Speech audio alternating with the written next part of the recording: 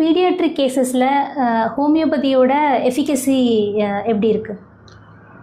Paediatric கேசஸில் நம்ம இதை 3 விதமாக பிரிச்சுக்கலாம்.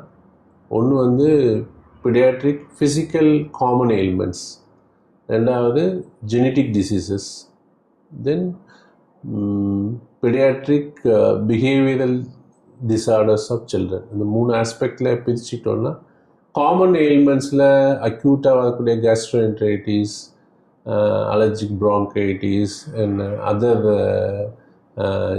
கேஸ்ட்ரோஇன்டெஸ்டினல் ஃபீவர்ஸ், அஸ்மாட்டிக் ப்ராங்கைட்டிஸ், இதெல்லாம் வந்து முழுமையாக ஹோமியோபதி மூலயமா குணப்படுத்த முடியும்.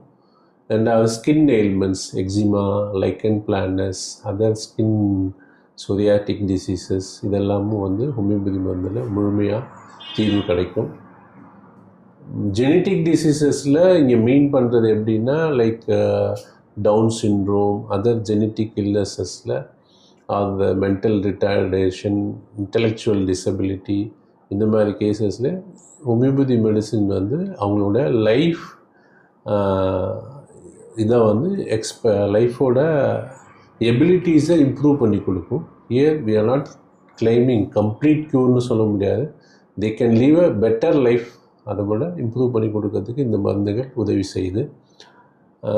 அடுத்ததாக மென்டல் இதில் பிஹேவியரல் டிஸார்டர்ஸ் ஆஃப் சில்ட்ரன்ஸில் வந்து like memory weakness, stammering, speech டிஸார்டர்ஸில் இந்த மாதிரி பேஷண்ட்ஸுக்கு இதிலெல்லாம் பார்த்தோம்னா homeopathic medicine will improve the அந்த ஸ்ட்ரெஸ்னால் வரக்கூடிய ஃபேக்டர்ஸ், உடல் உபாதைகளை முழுமையாக தீர்வு காண முடியும்.